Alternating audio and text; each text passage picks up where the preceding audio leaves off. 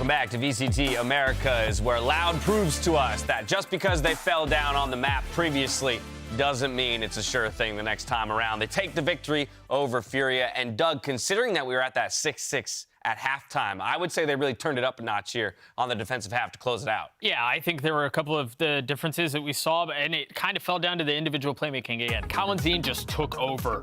Man, you think about that very last round, the fact that he was able to win that 1v2 the way that he did in the post-plant, we were chatting about it, and I go, he wins these. And he goes, nah.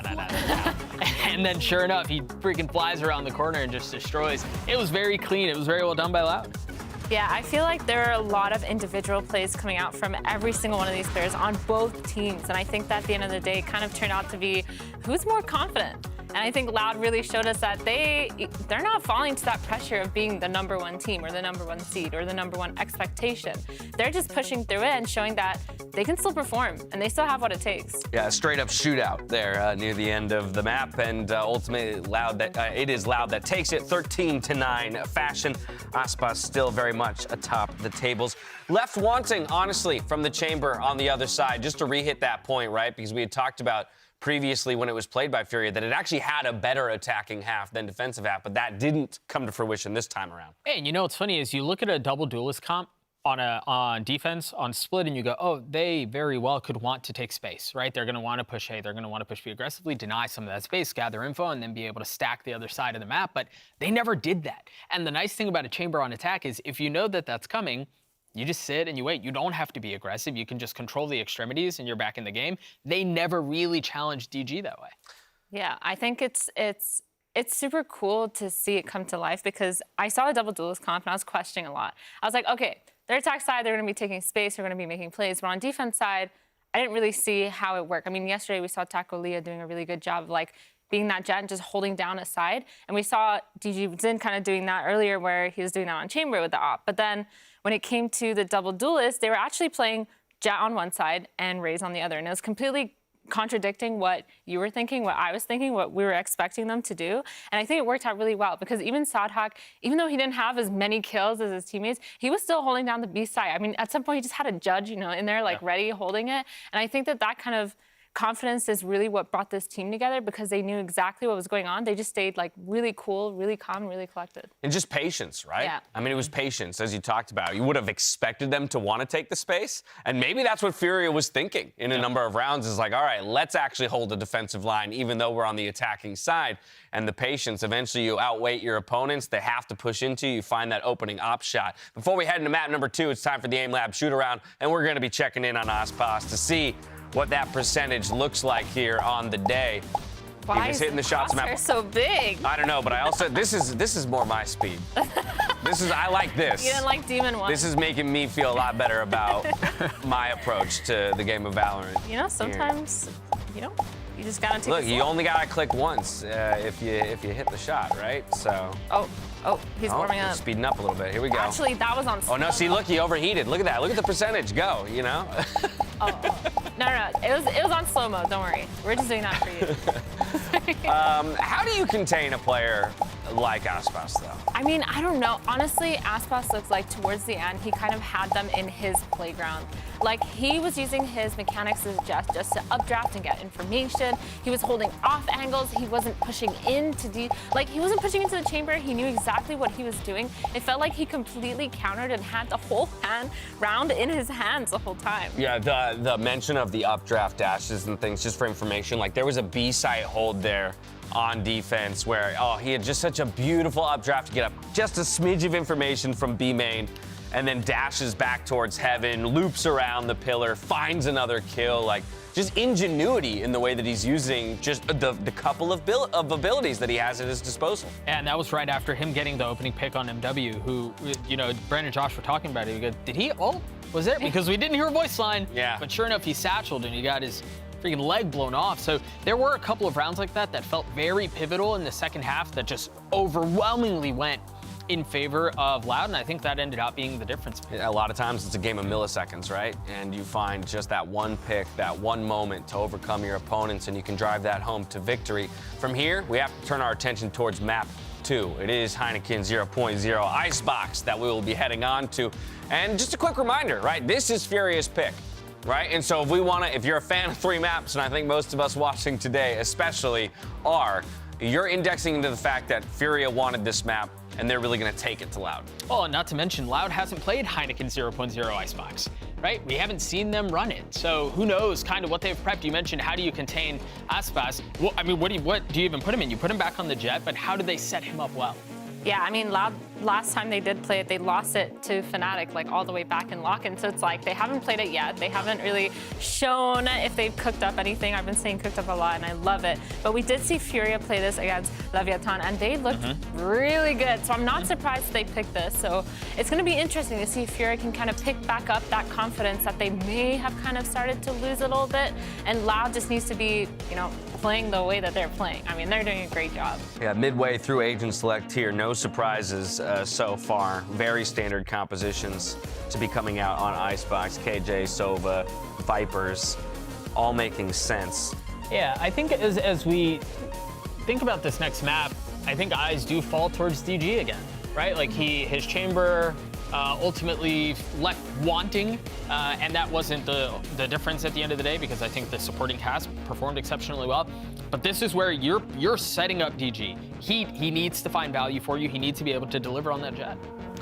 Yeah, and we do see the double controller coming in. I actually love this harbor pick. I think this harbor pick is so important in getting that B main control on that Icebox, because honestly, Icebox is starting to feel a little like overdone. It feels like we've kind of found the meta, but introducing Harbor to it has really changed the game for a lot of people. Like abusing the op, not letting anyone get the line the whole time because of your wall is just, I think it's a really good pick. And speaking of, right, Furia kind of holding on to what was that old meta by keeping the Sage in the lineup, where it will be Harbor on the other side. Either way, not an exact mirror matchup as we head on to map 2, Icebox. The question everybody wants the answer to is, will we go to a map 3?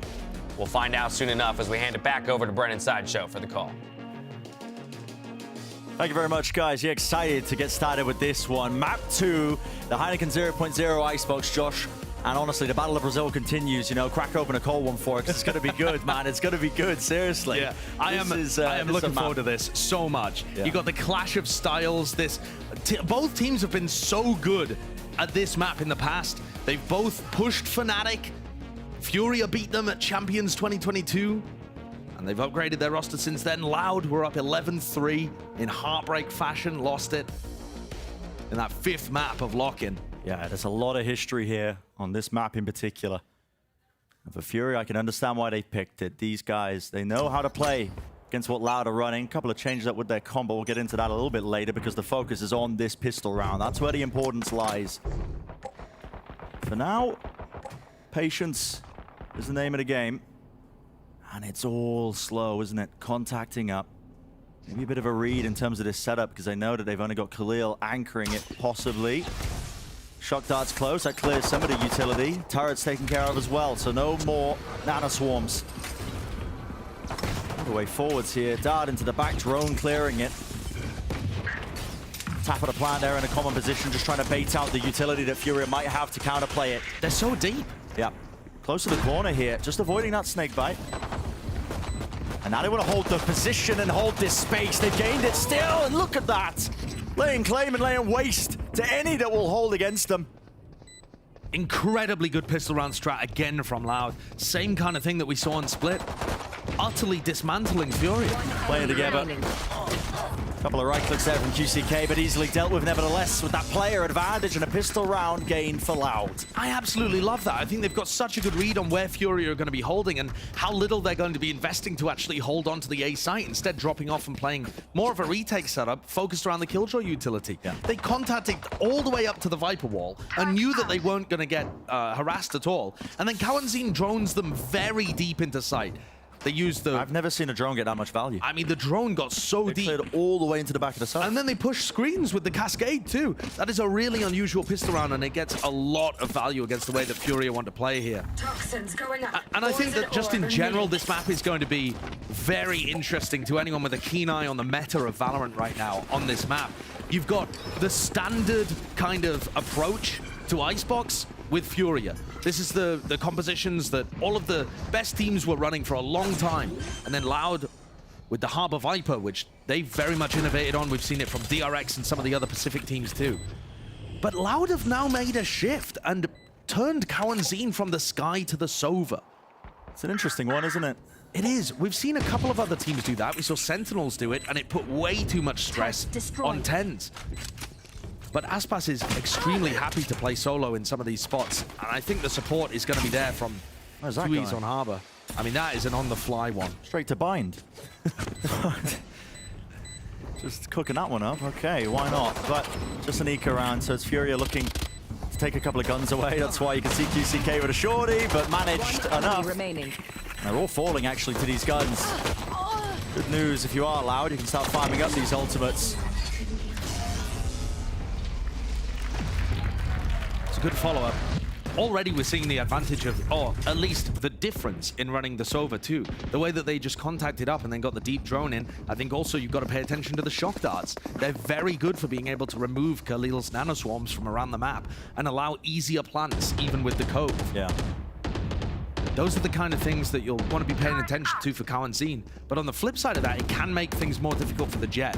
Instead of having a Flash and a Trailblazer and another player that's as far forwards, Kawanzin's probably going to end up playing a little further back because he's stuck in his drone. That's the one downside to the Sova. It is a lot slower than being able to play with the rest of your team. Typically quite far back when you're using that utility. Oh! Sadak already worked the timing in. Oh, QCK, normally that wall is used at the beginning of rounds, but they just had no idea that Sadak had snuck through the wall.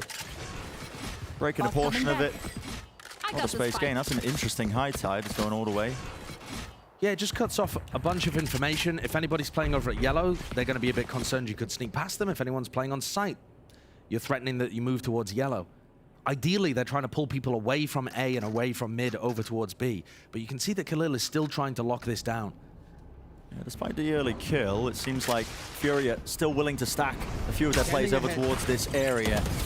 As the walls go up, so does the util. Furia just trying to offset that one. Deep Cove.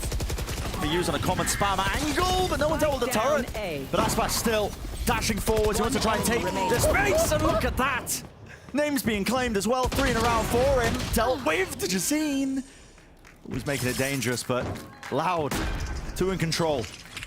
Aspas just looks like he's on another level today. He is absolutely taking over. 7-1.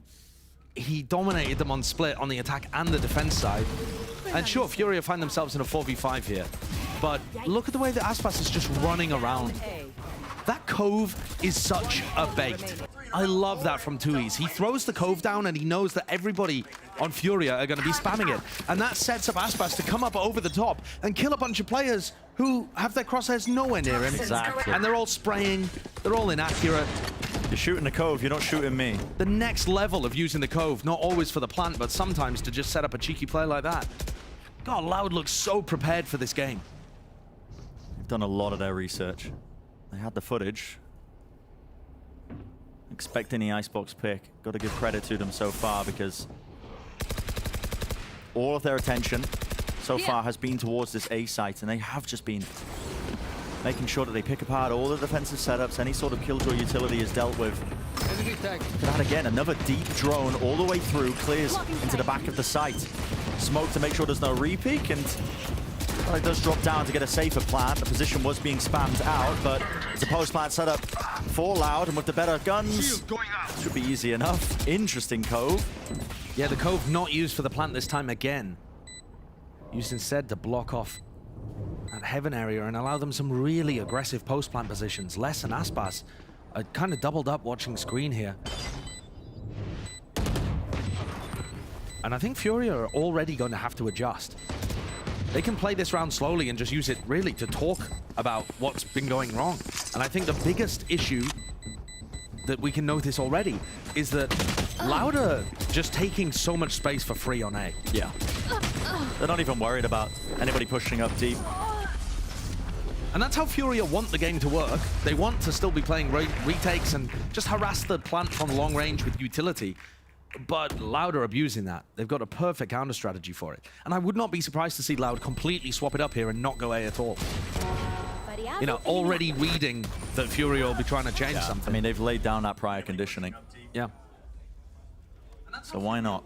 Make the move, push themselves over now towards the B side of the map, which looks likely. Aspas has a double updraft lineup here where I think he might be able to spot a player boiler. Is that what he's going for? Knives out. No. One updraft. There's the second. There's the boiler player. That is close. Oh my goodness. I think that's Khalil just ducks his head. Yeah. Killjoy's hat taken off. But this is an adjustment. Dujazine pushed up here with the operator. Where's the coverage? Anybody to try and help him? Les is over the top.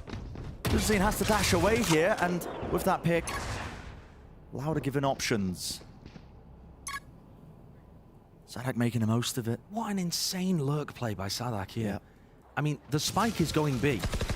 And there's a wall, it's going to get broken. I think that's going to indicate to Furia that there is a main hit happening on B, and Sadak's hoping that that pulls players away and his lurk is successful. But now that they found the lurk, the round gets a bit more one-dimensional here for Loud. They should be able to focus their resources over towards B and play a standard retake, but we've seen Aspas get into such aggressive positions on the A side hits. Why would he not go for that here? Interesting that they're just giving up that space towards Orange as well, but now the Viper wall up, Dart through the back. Just tag up QCK, but round the corner, back to safety now with a post-plant situation. Making sure that they've got a good angle onto any diffuser there. Playing this retake is so hard with the operator. It's hard in normal circumstances, but you're up against the Viper and the Harbor as well. There's so much that's going to be in your face. Time. They've used a lot of their post-plant utility already, though, Loud. This is just going to be a brawl. Relatively early. Rifle gained a bit of an upgrade. Smokes down, tapping down, but still that timer is ticking, and a bit of spam can do it. Half want to defuse. It's brought them crucial time, crucial elements. Does Mazine have enough? That is the question. He does indeed. 0.74. So, oh my goodness, not even a second to spare. But a round gain, so Furia, they stem the bleeding. And the big difference there is that there's nobody from Loud able to play aggressive in the post-plant. They're just playing very standard positions, and they don't have, you know, Aspas really deep, putting pressure on people before they even start to retake. There's no post-plant flank that happens because they're in a 4v4, and that lurker from Sadak was dealt with earlier.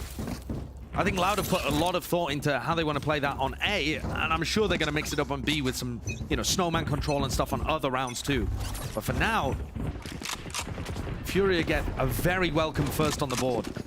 I suggest you move. Pushing forwards, Loud, not messing around, are they? Reckoning's going to be let loose towards the A site. That's giving them the indicator to clear that site. Oh, that space gain. Look at it on top of screens. Aspas, he's so aggressive here. He's so deep. Again, trying to punish people that are spamming the cove. Breaks the drone, though. Whee! We're going for a little ride here. Yep. Let's see how this gets set up. They've got QCK all the way back in spawn, too. Not exactly sure what he's waiting for, because these players can escape from the lockdown without facing QCK. Oh, he might just get some angles, though. Oh, they clear him. They clear him so with the diligent. Yeah, incredibly aware. They want to take the fight anyway. The confidence. Little double peek there, Spas. Okay. Lockdown brought down. Here. Belt needs to be held, though. And time, yep, here it is. Really running low. You just have to give it up. This is the strength of the Loud comp when they get into these post plants. The Nana Swarms, the Snake Bites, all of that util to just make sure nobody's going to be sticking the spike. But I mean, in that situation, they've put the lockdown and got into the site, and they're just too slow, Furia. Everybody chasing QCK, and maybe that didn't get communicated well enough, but Furia were not confident enough to take that space and get half while the lockdown was proccing. They're missing their timings here, and also a couple of moments where they're really missing their shots. Furia looked like they were on another level of confidence when we saw them beat Leviathan. Absolutely destroyed Leviathan on Icebox. And here, Loud look more prepped and more confident and more aggressive. Yeah. You only have to watch Aspas's point of view to know that is the case. He's always in these crazy spots as the cove goes down. Furia with the timeout taken, and they can feel that pressure applied by Loud. This is a team that, you think about Loud, their last 5 matches, Josh, they have been pushed to the brink. They have gone the distance in every single one of them. That includes their last few lock-in matches as well. Yeah. Best of 5s that went the distance in both of them. Yeah, they played 3 maps against NRG and won the decider, 5 maps against DRX, winning that. lost in heartbreaking fashion in 5 to Fnatic, and then have been pushed to 3 against Cloud9 and MIBR. So They've not had a day off. no, it hasn't been easy, and it can be exhausting when you're a player in that situation. And that's why I think it's just incredible the way that they've come into this game. A genuine blockbuster. Their first serious rivals from Brazil. And they look more prepped, arguably, than they have done out of any game I've seen since the end games of Lock-In. And I think the indicators towards that is just how much they are favoring the A side. Furia, when they're on the defense side with this composition, they were really well adjusted to playing retake on B. Especially against the Viper Harbor. Where a lot of their success did lie. 3 players from Furia over towards A to start this. And it's very difficult for Furia to tell where this round is going. Yeah. There's a cascade for sure over towards B, but Loud have been contacting A. And look at that, little re-clear actually from Dujacine and Mazine. So they know that A is not being pressured right now, and that's going to allow players to stack for Furia. For one of the first times, they've actually got a great read, and they're trying to fight before the spike goes down. K surely doesn't take a fight here. He's holding this off angle, but listen, it's not like they're running a KO. There's not going to be a flash to try and supplement it. A dart? Oh, you don't swing off Broken, this. swinging anyway, taking the fight. Oh my goodness, MW just had to scurry and run back up to try and help him out, and just being spammed down, locked down. They wanted to fight straight to him. These players going to be detained. That's, I think, 2 of them. Yeah, taken out. It's Dujacine that has to defend them, and they are being hunted. Smoked off to the side, the corner, snake bite, all this util being used, clearing the common corners, but they've guessed incorrectly. And now they've got their guns back. Still, Louder pushed up. It's hard to re-clear them out of this position, but the gun gives everything away. Less, missing a shot, 7 bullets left. These players are being squeezed. Look at that through mid. To be honest, just trying to save. Again, Furia have already given up. One enemy remaining. How good Loud are. There goes the operator. Turrets destroyed. Nothing left untold. He might get some consolation prizes here, but it is disastrous for Furia. Wow. The way in which they played that defense over by Yellow, I don't like it at all, Brent. They got so antsy. Furia have got the correct read. They've got the correct read. Dujacine is posted over towards A. They know it's going to be a B hit. They've seen the cascade coming through. They've got a player on an off angle at Yellow. And there's only about 10 seconds of silence, and suddenly the nerves start to come in for Furia. They feel like they need to make a play. They feel like they need info before they get outplayed by Loud, and so they swing off a recon dart and go 1 for 2. Time for a field test. Turret out. And suddenly, your access to the B site completely open despite the stack, and it's all over. And again, that prior conditioning, all those A hits. Loud, suddenly their sights now over towards B. Running against them. They know it's Furia who's knocked down to the weaker buy. Got the Blade Storm, of course, in the hands of the Dujacine, but this is a common play now. Trying to play, really trying to take all the space in the world towards the back of the site. The updraft, they cut it up, and the Hunter's Fury as well. Plan that does go down here. Asper's still on that high ground position. The players are split. It's a 2-on-2, and anything could happen with the Sheriffs in their hands. MW though doesn't win his fight. Pressured enough, forcing out that ultimate. The Reckoning's used to try and clear that space, but dropped down. And there you have it. 2 years. 4 and around for it. Looking so clean with that first bullet accuracy too. Occupational hazard design. Loud have run a bunch of slow rounds, contacting into areas. They decided to just run it down on B that time, and while it did get a bit sticky, they've drawn out big ultimates there. MW's Hunter's Fury just completely gone in an eco round. In Mazine too, using his Viper's Pit. And these are ults, the Blade Storm. I mean, the 3 ults for a lost round on an eco. Furia feel like they're falling to pieces. And this, I think, is always the case when, or is always the question, rather, when you have a new team that goes up through Ascendancy to challenge the top. Do they have what it takes over consistent weeks? Mazine deleted, backpedaling. Taken out. And what a player to lose. The Viper going down. And this is so tough now. I mean, Fury have already been trending towards these retakes. Finding it so hard to try and get anything done when Duzacine's got the operator. With the Viper Pit down, it might just be a default, man. You might just have to literally give it up. Yep, it might well just be a save. Wave crashing. They have res, they might be able to get into a position for it, but QTK looks like he doesn't even want a piece of it. And he's still over by A. I mean, Furia on this map look like they have been utterly boomed. They can't come up with an answer. Every time they try and challenge, Aspas is running them over. And so we're just seeing moments where Furia are backpedaling and Loud have all the space, all the momentum, and run them over like a truck. And look at the shots too is hitting. Pure confidence. I think Loud have turned up, bringing their absolute A game here. Yeah. The way in which they're moving around the map, the game plan, they're playing Furia like a fiddle. Definite masterclass in terms of their understanding with the counter-stratting. Had they been pushing and pulling, had they been punishing it, and Furia, they feel more than tested. They're starting to open up mistakes in their own play. Mazine getting caught out there in that previous round. We saw QCK do a wall over by B main, but it was really weirdly late in the round. Like, it was after about 10 seconds, he got killed by Sadak. If they were doing that at the beginning of the round, they could actually have a bit more safety. Instead, they're choosing to make a play down mid. Giving A for the retake. But having many players on the flank here, if they chose to go 2 or 3 players flanking Belt, that's a different flavor. Maybe that gets them something. Oh my goodness. They're still not looking for Aspas, despite the fact he's been on screens every time. Yeah. Just missteps in terms of how they want to play this one. You can feel it. Furia maybe getting a little bit flustered, but it might just come down to individuality. Pure plays and the mechanics at hand. Aspas has been dominant so far this entire series. Spraying through Hunter's Fury now, just to make sure that nobody was sticking at that spike.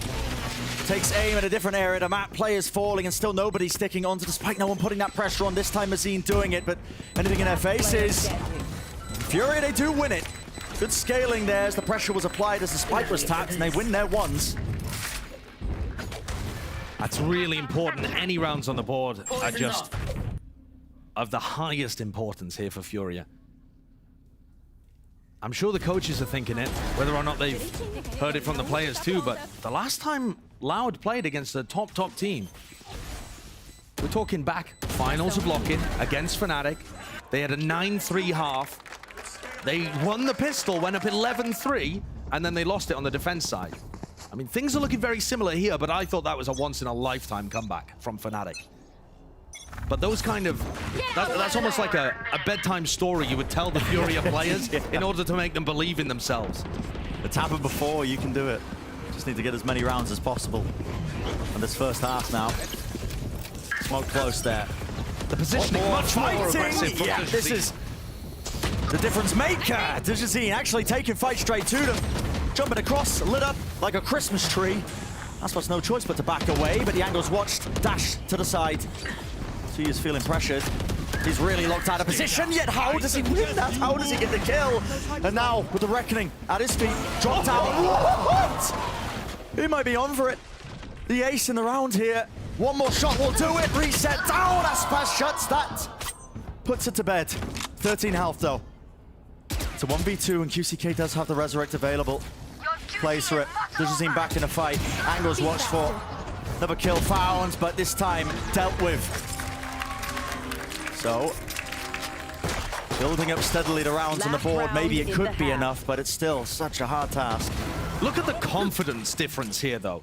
Dujazine has not gone for a play like this, where they fight aggressive in front of their own Viper wall. And at this point, Loud are just assuming they get that space for free. And Dujazine picks up 4 of them. So that's now 2 rounds here, where they've demonstrated a decent A retake and a decent A aggression. So for Loud, listen, I would just be going B. Yeah. But also, if Furia can get another here, and then they win one of their fated excellent pistol rounds, maybe this is still doable. Maybe we still go to 3. Serious possibility. Dujazine with an operator in hand. And it's very difficult to play these kind of spots. Recalling my Often going to have a cascade pushing him away. Or in this version of the composition as well, a recon dart. Can he find anything? He is an aggressive op player. A pop of a dash and a peek on an angle that you wouldn't expect him. It's not supported though, he's on an island. He's alone right now, but this off angle, right into the sight line. Nice, popped off! Oh my goodness! Dujazine! On fire, taking it to him and he's feeling it. He's not willing to give them an inch. creeping, crawling back onto the space, back onto the position. 1, 2, 3, can't get the ace again. Another 4K. But listen, damage might be done. Another 4 kills for Dujazine. Only Aspas able to shut him down. But it's cool for Aspas. He's left in another 1vx that 30 isn't seconds possible to win. Surely not. Surely not. Hunting, dash enabled. Reswings there. Good timing on it. 4 rounds for Furia. They offset it. It was looking like Loud were really going to be running away with an incredibly dominant first half, but they did manage to find their footing a little bit here off the back of this, really. Yeah. Dujazine, isn't it? Dujazine getting 2/3 of his kills in the last 2 rounds definitely helps. Back-to-back 4Ks, playing aggressive and showcasing what we were hoping for from this Jet matchup. We'll see potentially that Jet head-to-head as well, continuing even further. But first, send it down to the desk to break down what we've seen just far. Thank you so much, Brent. I'm going to start where Sideshow left off. The fact that 8 of DJZin's 12 kills came in the final 2 rounds to claw their way to even an 8-4 half. Oh, I think the game plan from this one is just pretty simple, to be honest. Just kill more if your DG's in, and you'll win. A bunch more 4Ks, just please. do that again. Yeah, just do it, but get 5 next time, ideally, just to make it easier. Yeah. I mean, what a blistering pace Loud set here, I would say, on the first half, right? And I think that, to a degree, caught Furia off guard early, right? And then eventually they were able to slow the pace down a little bit later into the half. Yeah, I mean, it looked like Loud really made Furia play to the way that they wanted them to play. They totally put them at their pace of the game, kind of exactly what you were saying. And kind of going into the next half, like, Furia really needs to figure out how to get them to play at their speed. I mean, Aspas just kind of showing us exactly how he was doing it. Just like fragging out, going crazy, multi-kills. Last halftime, he was sporting an ACS of like 360 something, right? And we were like, and that's even nuts that they had kept it at a 6-6 half. And then he heard us. He's like, I'll do you one better. Let's get up into the 400s. Are you kidding me? He took it personally. Yeah. Seriously. I'm a little concerned though, because now the deficit is not the same, right? It's not 6-6, so there is a lead for Loud, and you're going into the defensive side if you're Loud, where you have that Viper Harbor comp. It's going to be so suffocating. It's going to be so difficult. You mentioned for Furia, you have to find a way to play the game at your pace, which is what you expect DGZ to be able to do. But against this double wall comp, it's just so suffocating. Yeah, I mean, they have to like be smart about it. They have to make them bake their util. They have to like hold and make sure that maybe Loud is going to overheat. Maybe they can get free kills. Maybe they can kind of push into their crosshairs. But right now, with the way that Furia is playing it, they really, really need to keep up with slowing the whole round down for them. And that's why we've got eyes set on DJZine to get it done here for Furia, to claw their way back in with rounds like he put up at the end of that first half. Back over to Brennan Sideshow for the call. Yeah, DJZine going to be the man to watch, isn't it, in that head-to-head battle versus Aspas to try and really pave the way for his team to mount a bit of a comeback. But for Loud as well, it's going to be something at the back of their minds, probably. Familiar scenarios to their dominant first half when they were playing against Fnatic on Icebox in the lock-in finals. And, you know, maybe that could creep in as well, those kind of doubts about their defensive half and their defensive side. I'm looking at the Furia pistol, because if there was any way to start a comeback like that, it would be with a classic pistol round. And Furia normally are going to take a lot of mid control. This time, putting a lot more emphasis towards A. And I think, you know, maybe that was their game plan from the off, or maybe that's to try and throw off a Loud that clearly looks very prepped for what they're doing. Furia on their attack side are normally going to put a lot of emphasis towards Tube and those mid lurks where we've seen Khalil do so much. Yeah, that's an excellent point.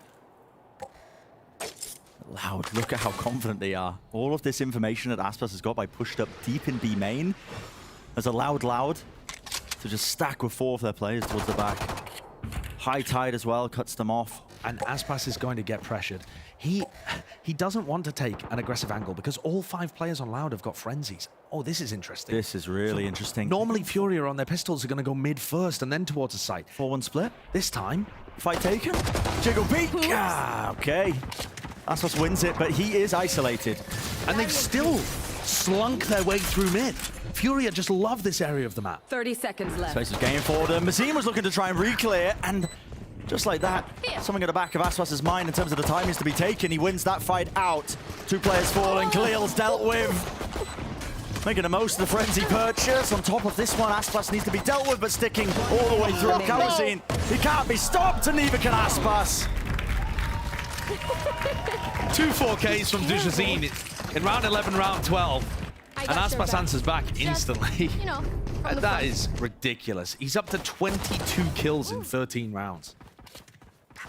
This has been a lights out performance, hasn't it? For Aspas, he's already done enough, really, by getting that first kill on MW and locking down B main and just being a thorn in their side. To then follow that up, kill the reflanker and a bunch of others, it's taken all the wind out of Furia. They expect to be able to win the pistols. And they've now lost both of them on Icebox and one of them on Split.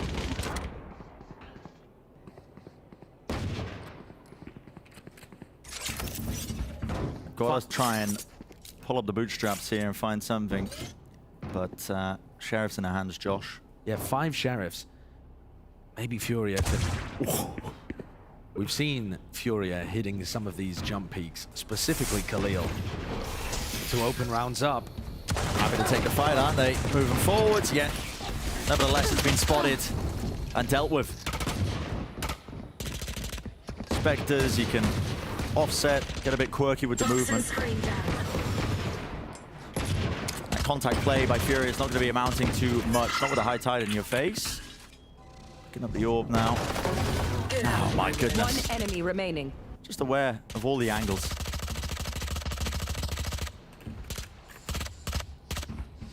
This looks like a different Loud, a Loud that's really done their homework. And also, there is a massive confidence factor here.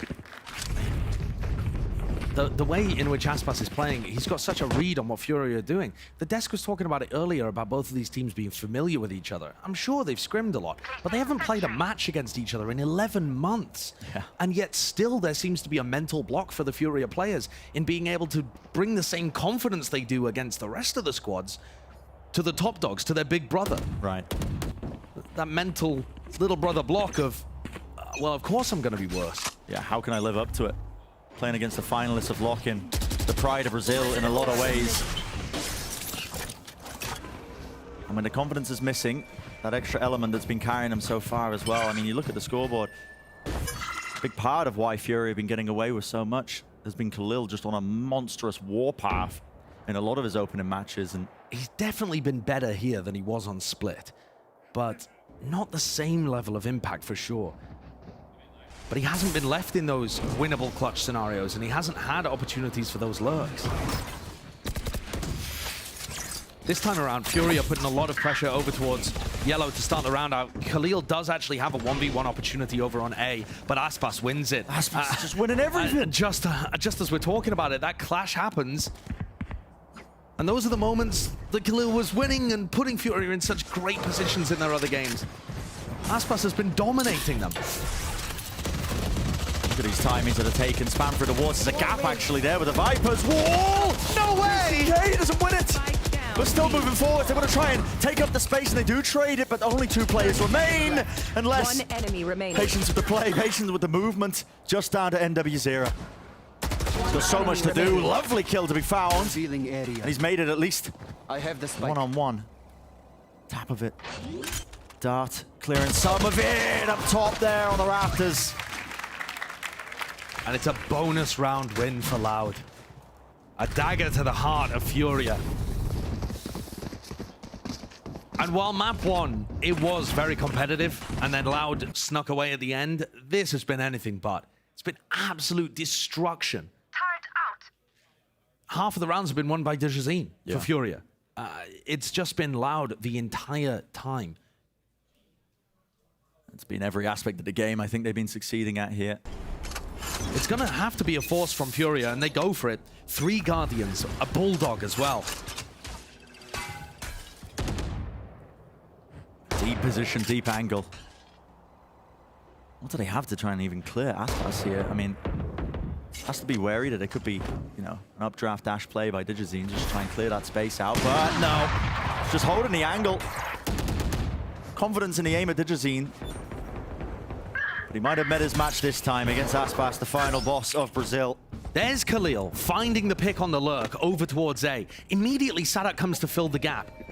A better weapon. The rest of Furia going forwards. They don't realize Sadak's here. Taking the space, but there's nobody with QCK when he's taking that fight and taking that angle. Needs to be a trade, and there is.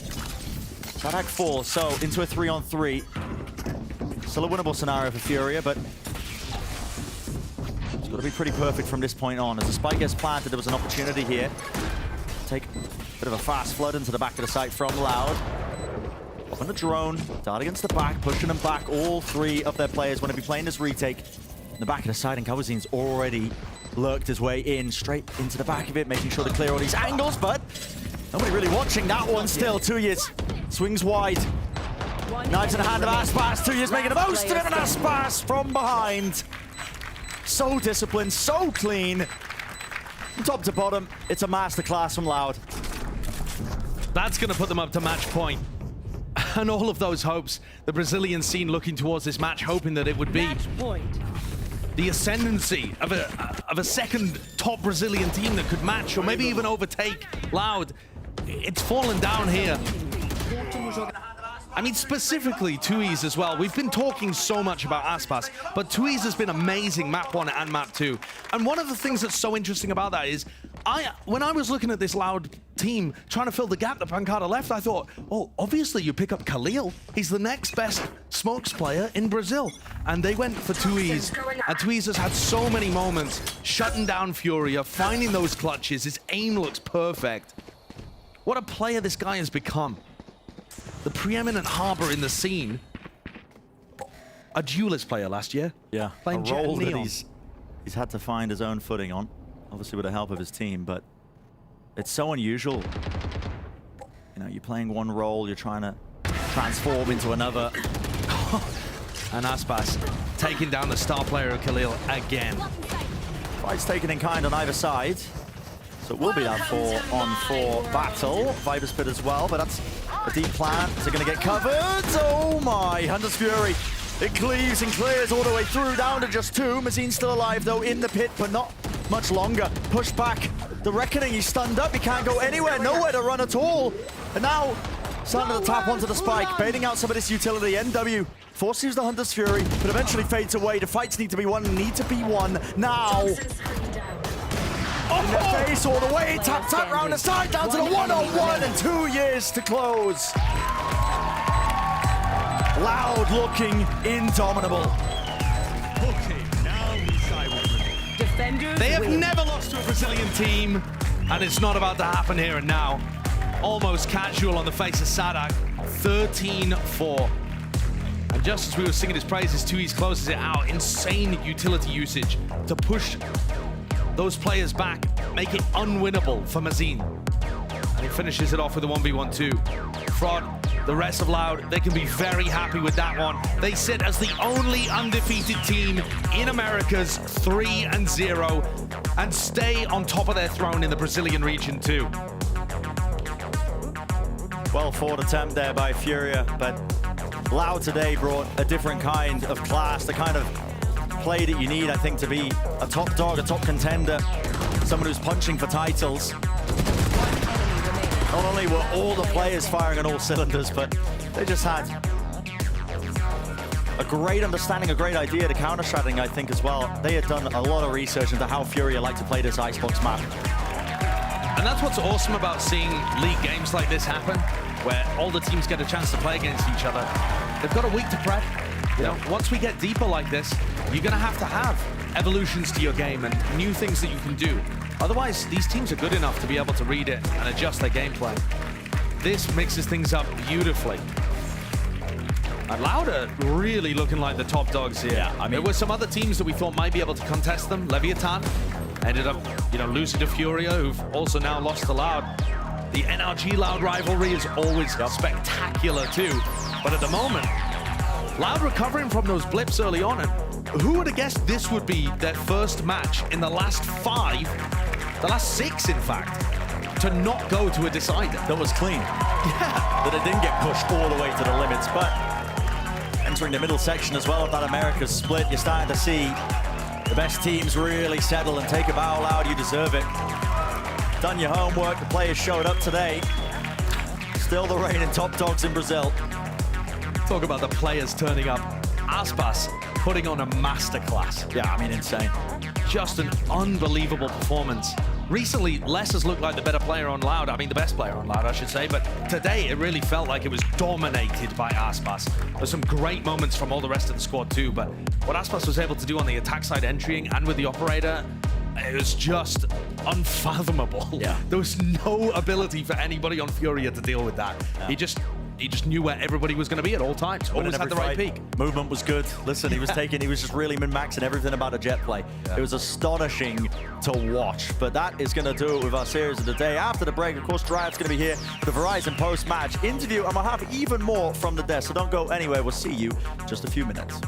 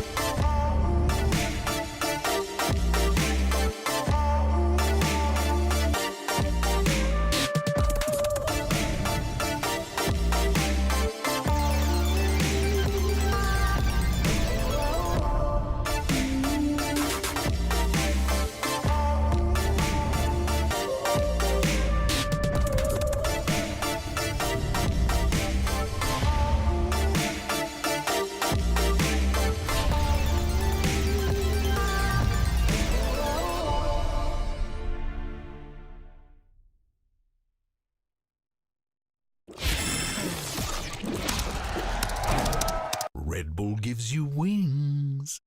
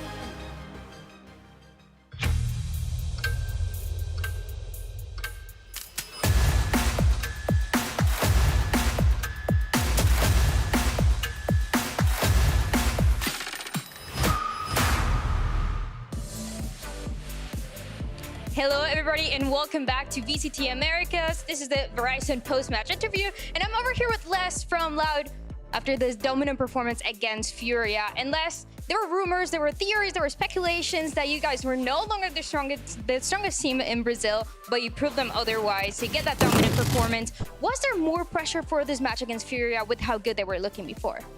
Então, Les, o povo tava pensando que vocês talvez não estavam sendo um time mais forte quanto vocês eram antes, porque a Fúria estava vindo dominando também de novo. Você sentiu um pouco mais de pressão, sabendo que a Fúria estava se dando bem nas últimas partidas. Como é que você se sentiu sobre essa partida? Com certeza, né? A Fúria é um dos melhores times do campeonato, junto com a gente, né? Que tá 2-0 no campeonato, então provavelmente é o time mais hype que a gente já enfrentou até agora, né? Então, com certeza a pressão era muito grande, né? Pro nosso lado, porque a gente tem esse negócio de ter essa vitória pro Brasil sempre, né? E daí, querendo ou não, um time brasileiro que tá vindo muito forte, então a gente tem essa pressão a mais, mas conseguimos tirar de bem. No, of course, we were thinking about Furia. They've been doing so well in the last few matches. We felt more pressure this time, but you know, we just kept doing what we were doing, and you know, we took the win on this one with them. All right, and for the first and second week of Americas, we got to see a composition that you guys were running unsplit with the Gecko. Now you go back to what you were running at lock-in. So tell me about why that decision comes through. Did you find the double duel as being more effective for your team, or was the Gecko just not working? Então, você achou que dupla duelista foi a melhor decisão? Vocês voltaram pra tática meio que fizeram no lock-in e tal. Como é que você sentiu, vocês tomaram essa decisão de fazer? A gente tomou essa decisão depois que a gente perdeu pra Cloud9, né? A gente viu que talvez voltando a composição pra antiga a gente tivesse mais conforto e conhecesse melhor a nossa composição em si, sabe? O que a gente pode fazer no jogo. Então foi esse o principal motivo. So it's basically, once we lost to Cloud9, back then, that's basically why we decided to do this tactic and just go back to our old ways and our old kind of like method of playing. And that's basically the only motive that we decided to go back to it. Okay, and one of the things that Mazin from Furia was saying was that it's not that you guys were looking weaker, but it was all the teams in Americas actually getting stronger. Did you find that to be true? Was that even a surprise for the earlier matches and even today? Então, o Mazin, no outro time, falou que não é necessariamente que vocês estão ficando mais fracos, mas sim que todos os times estão começando a se superar e ficar melhor. E como é que você se sentiu sobre essa situação toda aí? Querendo ou não, é sempre mais fácil, né? Você chegar no topo do que se manter, né? Então, obviamente, vai ser difícil para nós continuar assim, tendo a boa performance, porque todos os times vão evoluir muito no campeonato, principalmente os times brasileiros que estão há muito tempo lutando. Então, realmente é uma situação legal pra gente, porque, querendo ou não, é a competição, então é muito gostoso fazer isso. Yeah, it's been pretty cool just seeing all the teams get stronger. You know, we got up top, so sometimes it's kind of like easy to plateau. But, you know, the team's getting better. It's just something that's going to happen. And we're really excited to keep it going and keep the wins coming in. And my last question for you, Les. The next matches, we got Super Week coming up, and it's going to be against Sentinels and against EG. So all NA teams. How are you feeling for those matches, and are you going to keep that dominance with all the North American teams? Então, vai ter a Super Week agora, que vocês vão fazer as partidas com os times americanos, Sentinel e EG. E como é que tá sendo essa preparação mental para vocês? Cara, com certeza a gente tem que se preparar muito bem, principalmente por causa do cansaço, né? Porque, querendo ou não, vai ser 2 jogos na semana. Então é um negócio bem cansativo. A gente tem que se preparar, principalmente emocionalmente também, porque, querendo ou não, vai ser um jogo em cima do outro. Mas os preparativos estão ótimos. Yeah, our preparation is just going to go a little bit, you know, just stronger than what it's been, because now it's going to be 2 matches per week, and, you know, we're going to be tired, but we're looking forward to it, and we're just going to keep on training and keep on kicking butt. All right, thank you so much, Liz. We're definitely looking forward to seeing more of Loud and more of you. And we're going back to the desk, back to you, Dash, to close out the day.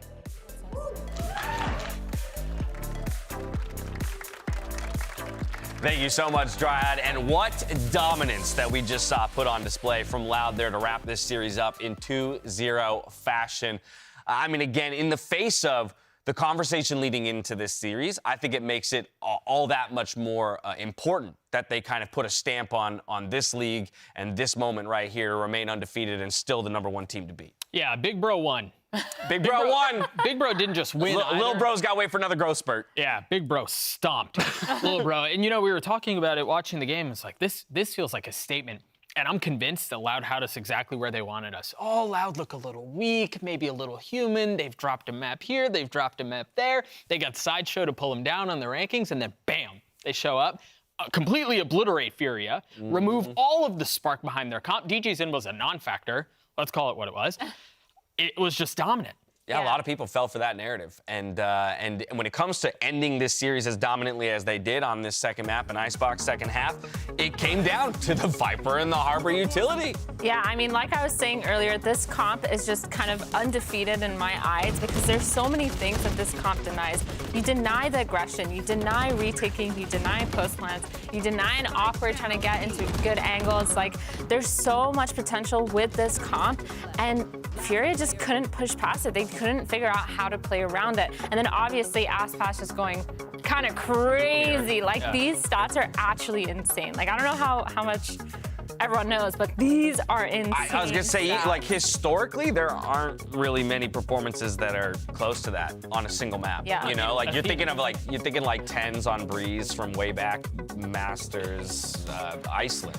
You're whipping out the history. We're going all the way back to Yeah. Reykjavik, you know, like to get some of those performances out of tens and the like. But yeah, remaining over 400 ACS at the end of the map is just nuts. It's asinine, is Yeah, what it is. yeah. And he just styled all over Furia. And the scary thing is again, like Aspas, he's just good for it, right? Like he consistently can deliver. And yeah, it was maybe exceptionally high today, but Aspas is just that guy, right? And he's consistently that guy, and he was that guy in a big way for Loud today. Yeah, I mean, the thing that really intrigued me the most is the way that he actually uses his character to get information as well as getting those frags. Like, he's not just Aspas go kill. He's also Aspas go tell me how to mid round. Like, you know, Aspas go get me information so I know what's going on. And I think he did a really, really, really good job of that. He opened the round in so many different ways for his team, like getting information, getting space, getting kills. It was just like, how do you deny that? You really can't. I mean, you clearly don't. Yeah. Right? You clearly don't, because this was, by all intents and purposes, the second best team in the league looking to challenge Loud. And in the end, they didn't come close. I mean, map 1 was close, but that map 2 was not, and that's where Aspas really turned it on. Week 3 is officially in the books. Let's go ahead and take a look at our current standings. Loud is the #1 team and the only team to remain undefeated here in VCT Americas. We've got a nice pack of 4 teams there, though, all at 2-1. Furia dropping down to join Leviathan, Cloud9, and MIBR. Then we hit the pack of 1 and 2s. It's NRG, Sentinels, 100 Thieves, and Evil Geniuses, and then, of course, Crew still hunting for their first win of the season. It's a bit of a mess in the middle there, isn't it? Yeah. A little bit of a mess over in League Land. We call that the soup. The soup. We affectionately good. call it the soup in the middle of the standings. Yeah, we so may have to adopt who that. will find their way to the top of the soup? Who will float?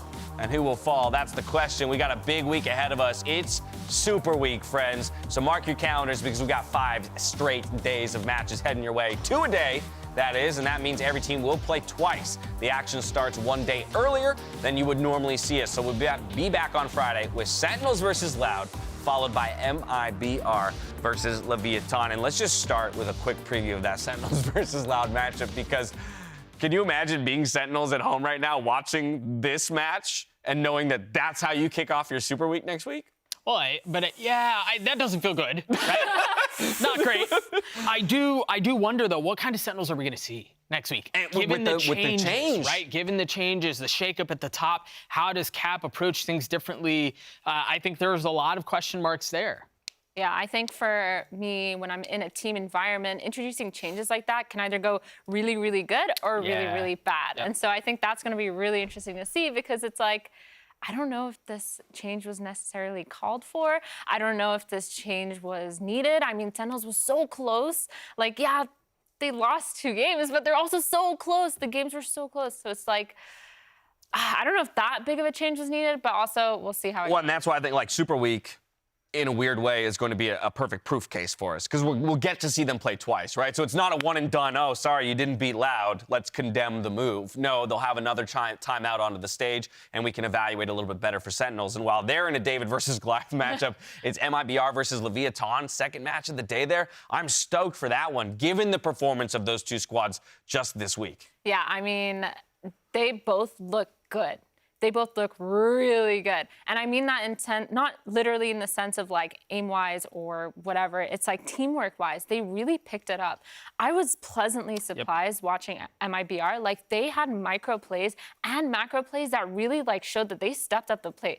They were doing research. They were playing the way that they play, and it looked like they started having that confidence boost going into it. Yeah, and I think in a lot of ways, Leviathan seems to be getting better week over week as well. And yeah, Sentinels gave them their best shot, but Leviathan continue to look good. Taco's continuing to perform, and he's starting to step up when he's desperately needed to for the squad. And I just think there are a lot of those pieces that, much like Loud, perhaps have looked a little more human than I think we expected initially, but they're starting to come into form very nicely. And what a better time than Super Week to show, like, all right, what are you made of? Because this separates the pack. And that's just the first 2 of the 10 matches that we have coming your way next week during Super Week. That's going to do it, though, for week number 3 here, VCT Americas. Thank you so much for watching. We're going to hit you with those Prime Gaming post-day highlights. And until next Friday, stay healthy, stay safe, and be good to each other, all right? Good night, everyone.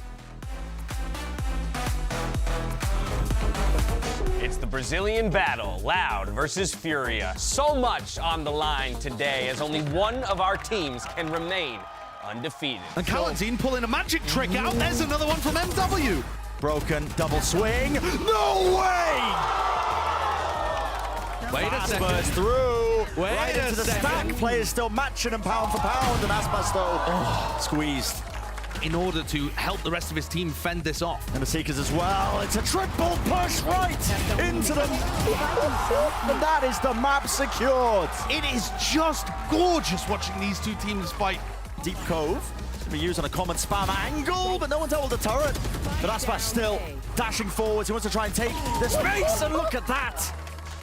The positioning much more aggressive. Yeah, this is the difference maker. Did you see actually taking fight straight to them? And now with the Reckoning at his feet, dropped out. What? Aspas needs to be dealt with, but sticking all the way through. Kawazin, he can't be stopped, and neither can Aspas. Loud looking indomitable. They have never lost to a Brazilian team, and it's not about to happen here and now. They sit as the only undefeated team in Americas 3-0 and stay on top of their throne in the Brazilian region too.